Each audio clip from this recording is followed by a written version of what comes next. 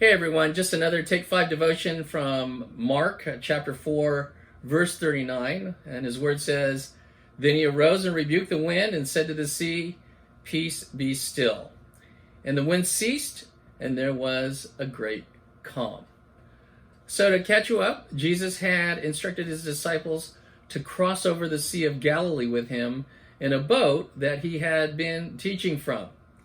Now, what was unusual about the Lord's instruction was that he wanted to cross at night.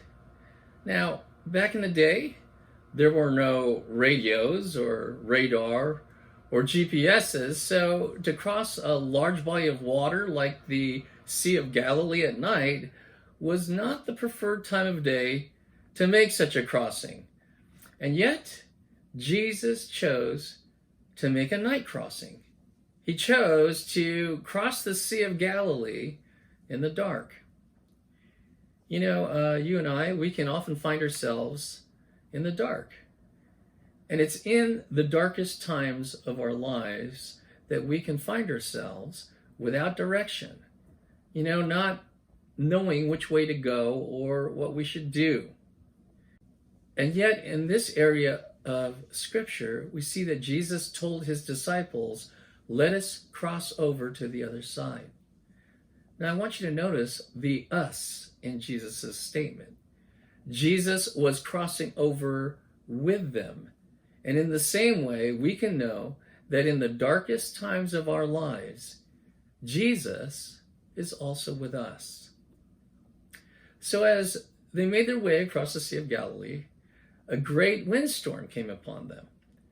And the waves of that storm were so intense that the boat was starting to fill with water. The boat was basically beginning to sink. So the disciples seek out Jesus and find him in the stern of the boat. But they find him sleeping. So the disciples wake Jesus up, and this is what they said to him. They said, "Teacher, do you not care that we are perishing?" You may already know this, but following Jesus is not always smooth sailing. Certainly, there are great windstorms that can rise against us in this life. And we can often feel like we're sinking, that we're about to go under.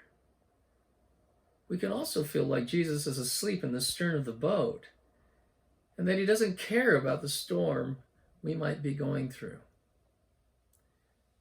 But the storm caused the disciples to cry out to Jesus. And I think you and I, we often need a storm or two in our lives in order to cause us to cry out to Jesus. We have a tendency to forget about Jesus when all is smooth sailing.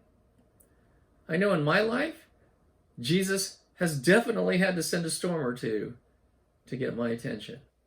But no matter how fierce the storm might be, here's what we need to remember. As believers, Jesus is on board in our lives. He will never leave us or abandon ship, so to speak. And when we call out to him in the midst of a storm, we need to remember that even the wind and the waves obey him. That with a word, he can bring a calm to the storm in our lives. You see, you and I, we need to remember that the Lord of our lives is a miraculous God, and that he is still a miracle worker today. May we always find ourselves on our knees, especially in the midst of the storm, knowing that Jesus can bring a great calm.